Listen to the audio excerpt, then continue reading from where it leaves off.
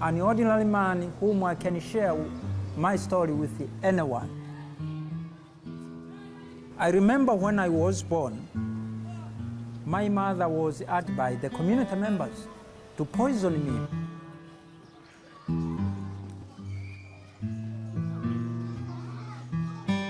If you are born in the village, like my village, and you have the color which I have, for sure, you have to suffer.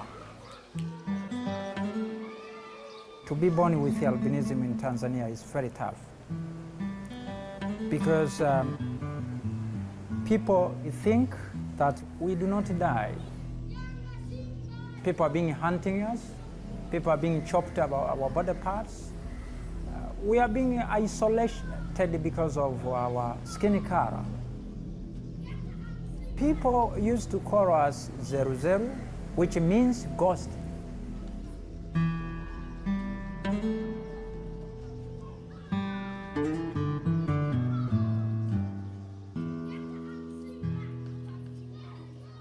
Say meridians. Meridians. Meridians. Meridians. Why do we call them meridians? Sometimes I'm scared, still very scared.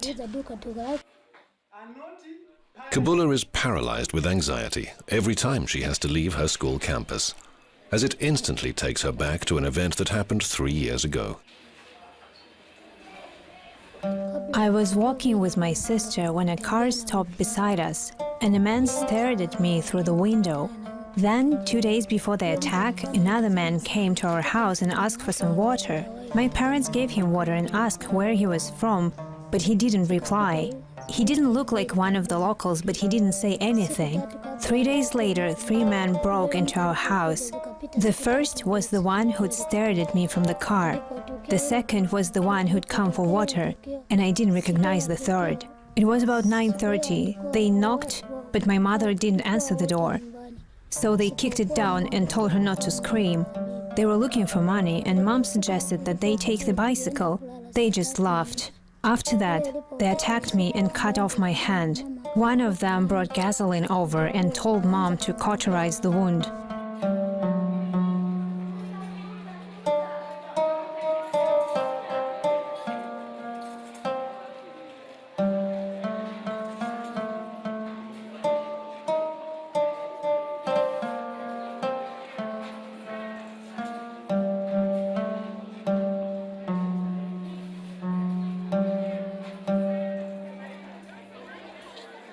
Kabula's attack may actually have ensured her a better future than most albino Africans. After that act of violence, Kabula's parents sent her to a special camp for albino children, where international aid organizations helped her to move on to a prestigious school by Tanzanian standards. Her time there ends next year.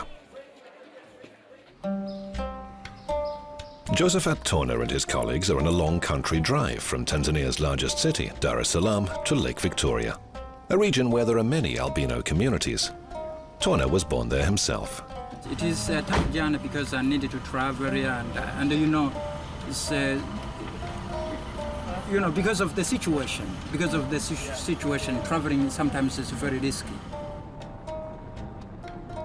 They meet their first albino in search of help before even leaving the city. In the suburbs, they meet a teenager who's begging for money from passing drivers stuck in Dar es Salaam's never-ending traffic jams. Why are you here? Don't you know how bad it is for you to stand out in the sun for such a long time? I know, but I'm alone and need money to live. Many people with albinism are poor, and they are being discriminated from the society. And sometimes you can see even this guy whom he was begging.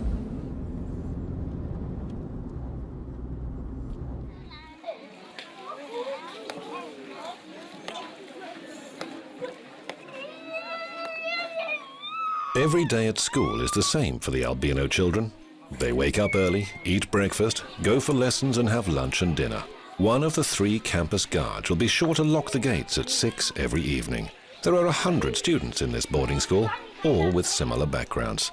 They were all born in what's come to be known as the Lake Zone, a rural area in northern Tanzania, close to the majestic Lake Victoria. all were born with albinism, a condition characterized by the total absence of the skin pigment melanin. That's why these people have such pale skin and tend to have poor vision. It's really astonishing for me. People around here generally don't talk about it very much. But I can't stop wondering. I keep asking, why does it happen? I mean, most of the parents who send their children here don't usually come back again, ever. Not even to visit or check that everything is fine with their kids. There's an old superstition here about having an albino child living in your house. They think it's a curse, that it's bad luck.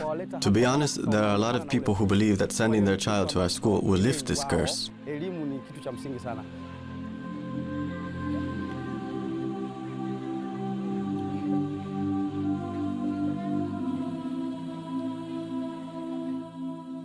Kwa hii ni 4 jumlisha 6. Sasa sikizeni. Unajua kaipataje huyu? Sikaandika 10 hapa, umeona?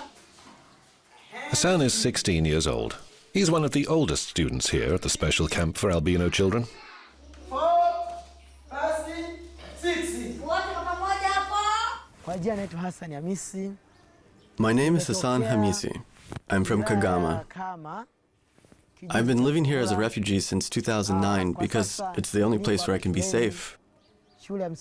I got here during a rise in the persecution of albino people. Things were really dangerous. My parents found out about this center from the media, and they decided to send me to this camp.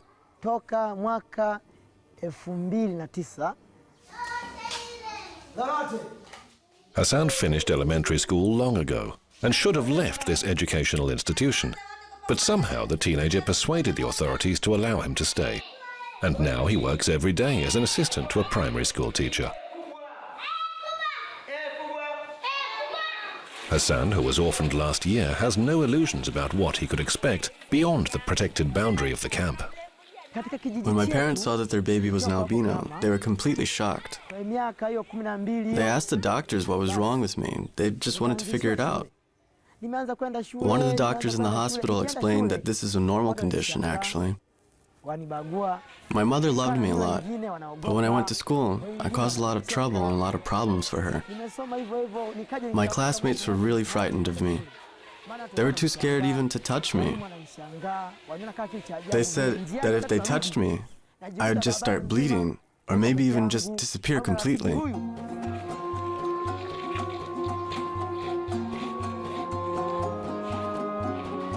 Tanzania has a high albino population. Only around 1 in 20,000 babies is usually born with this rare pigment deficiency. But in East Africa, it's 8 times higher. The number of people born with melanin abnormality is estimated at 150 to 200,000. In the more remote regions of Tanzania, a white-skinned child represents a stigma on the whole family. And on top of that, low education levels still mean that superstitious villagers associate albino people with an almost medieval variety of irrational fears. To be born in Africa, and if you have a different color in Africa, especially white, and you are there for thousands of thousands, those who are black, really is an issue. Many people didn't understand well about albinism. People thought that I am ghost, and sometimes people thought I'm less human beings. Hey. Ale. Hey.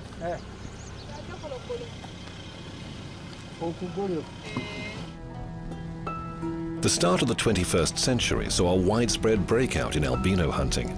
According to official information, dozens of white-skinned victims were reported killed every year. But the real number is likely to be much higher, considering that many of the attacks were never reported to or recorded by the police. The victimization always followed the same pattern.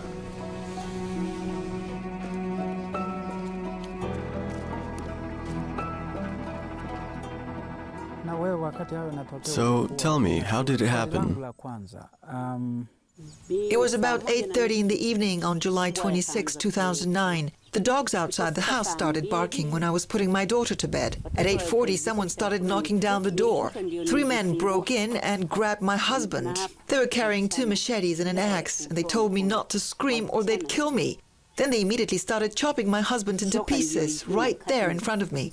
One of them cut off his ear, another cut off his leg. It was as if they were butchering a cow. One of the kids started screaming, and a man yelled, "Shut your child up or we'll kill you all."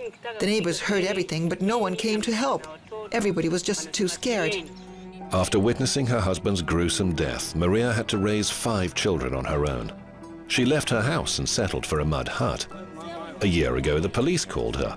A criminal investigation had found the men suspected of her husband's murder. Maria recognized all 3 of them. During the court hearing, they explained that a local witch doctor had instructed them to deliver various albino body parts.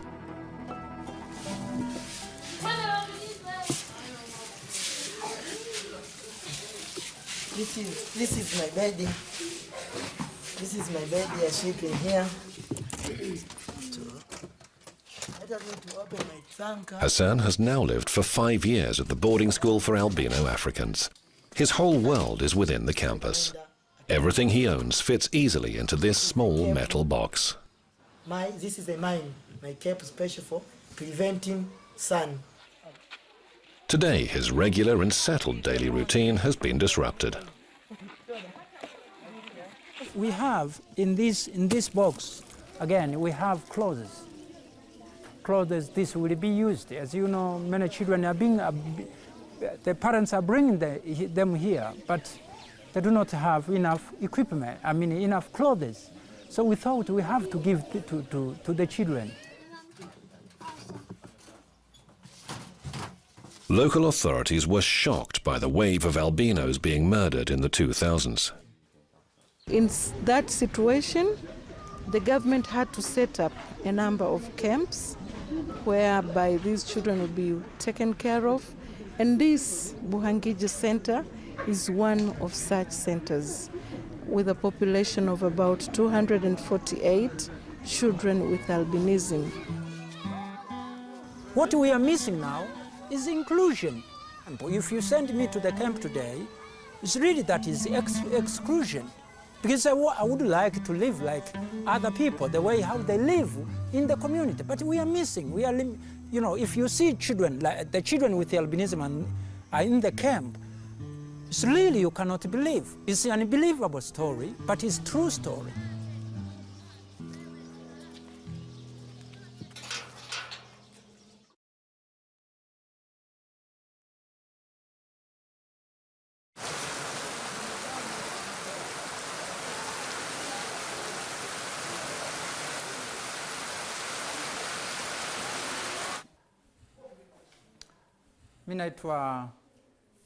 My name is Josephat Torner.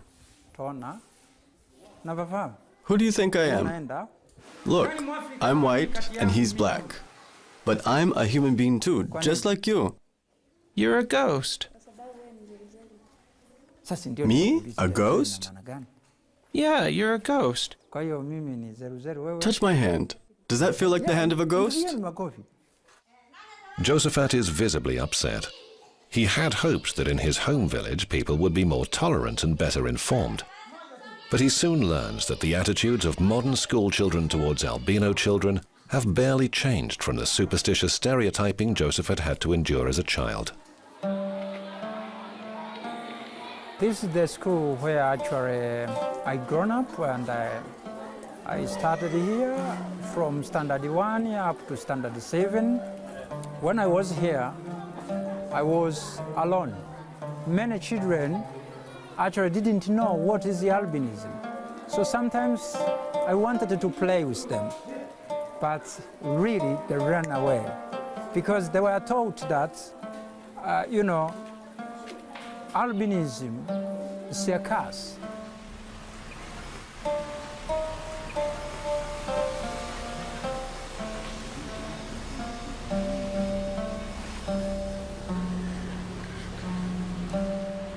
This is where I live. It's my corner. Do you want to see where I sleep? A tiny 2-square-meter spot of land in the open air is what 50-year-old Saeed calls home. For 3 years, he's been forced to live with his sister and at her expense because he can no longer find work. Saeed has become virtually disabled simply by the color of his skin.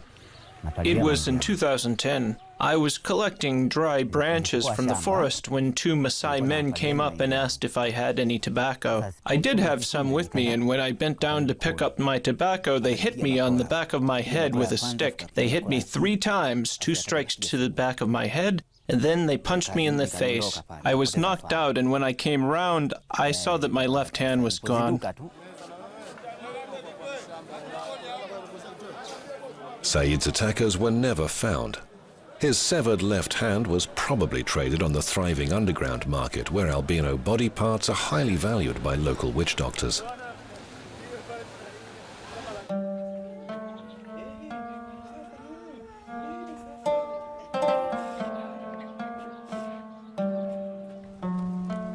People were emphasized that if you get a body part of an albino, you'll become rich. The body parts of people with albinism are being found today witch doctors.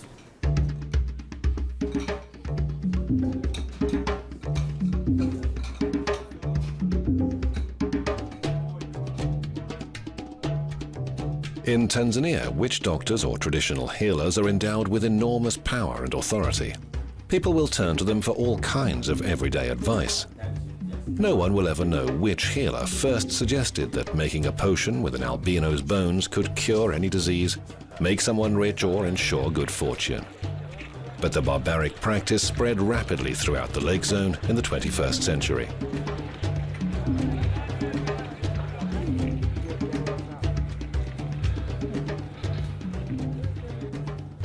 During their travels, Josephat and his colleagues had the rare opportunity to talk to Mrs. Juma, one of the region's most powerful and influential witch doctors. Juma's body is said to be possessed by the spirit of her long-departed grandmother whenever she falls into a trance, and so here she claims to be speaking on behalf of her grandmother.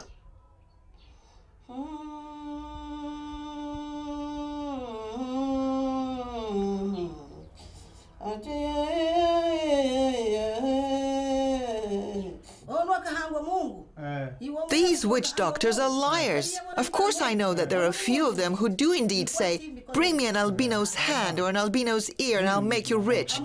But this is not magic. This is just fraud.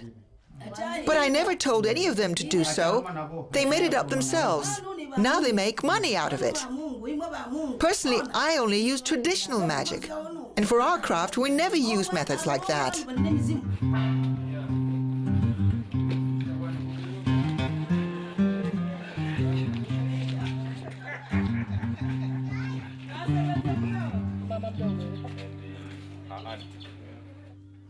A girl used to live in this house. She was just 2 years old when she died of malaria.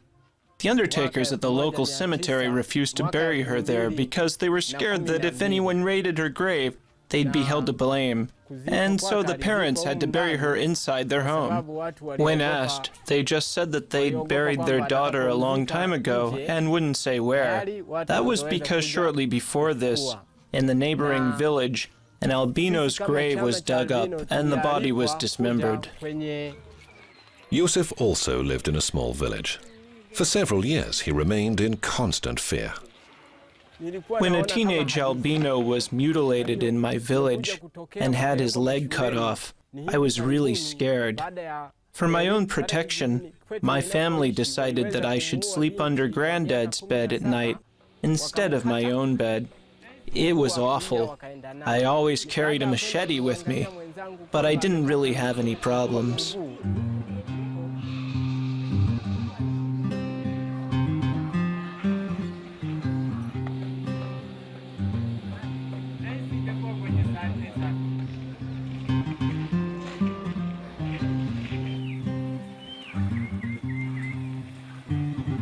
Farmer John is, by local standards, an independent and wealthy man. He has a big house, a substantial family, and a large herd of cattle. John is used to being self-reliant, and when he heard rumors that the locals were hunting albinos, he was ready to protect his own white-skinned children. Look, I was prepared to defend my children with the help of this.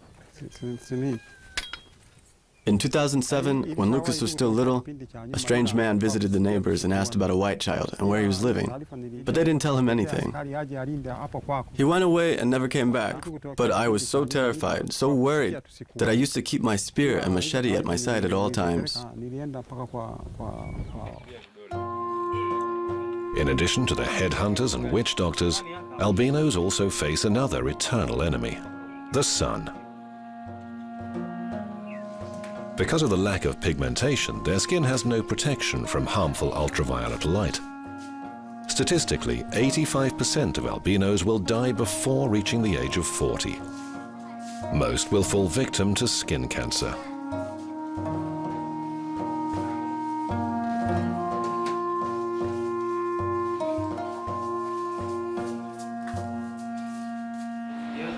For me, the disease started a few months ago. First, it was no more than a small tumor, a bit like a mole. I barely even noticed it at first, and then it started growing really fast, and now, as you can see, it's turned into this lump. I went to see the local doctors in Mwanza.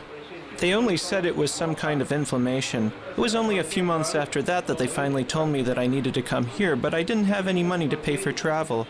I got here 2 days ago.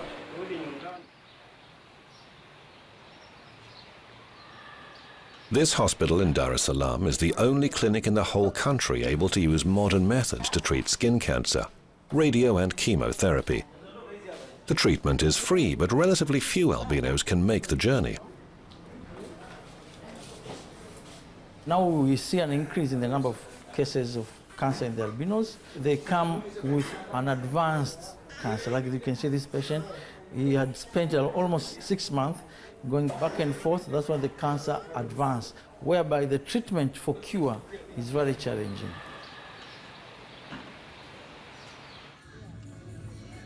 After dinner, Hassan plans to venture outside the camp. He has a little money after some generous visitors have been to see him. He wants to spend it at the local market. His shopping list includes a new keyring, sandals, and a Manchester United t-shirt, his favorite football team.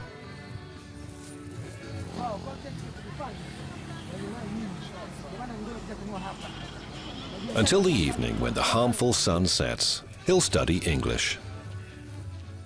This is a summary, geography. Geography is a study of money and the surrounding our environment. Hassan hopes that knowledge will be useful because, sooner or later, he knows he'll have to leave the camp. As he drifts off to sleep, his dreams are just the same as many other African children. One day, Hassan wants to be rich. I can't imagine what my future will be like when I leave the camp, but I would very much like to become a businessman. I need some startup money for this, but I'm an orphan, and unfortunately, I'm not on very good terms with my other relatives. They're ashamed of me because of the color of my skin.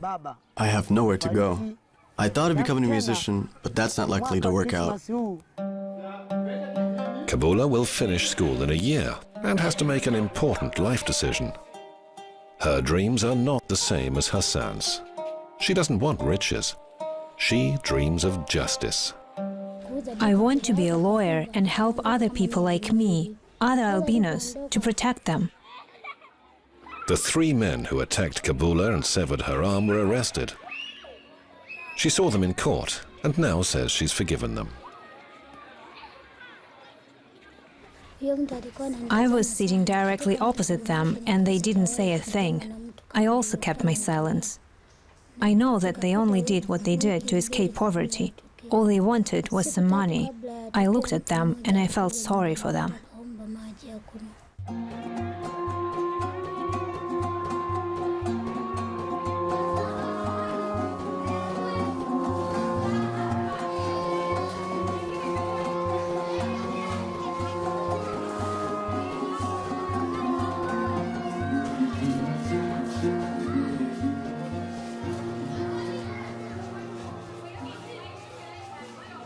The education will minimize, will remove these barriers which now we are facing, means discrimination. if the community will agree to support people with albinism in the education field. But if not education, for sure, this group is still behind of the world.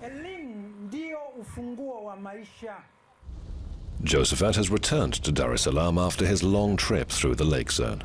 He plans to go back to the north again after a while. He sees educating people and giving lectures as his mission in life, and never tires of repeating the same facts over and again. Okay. Asante.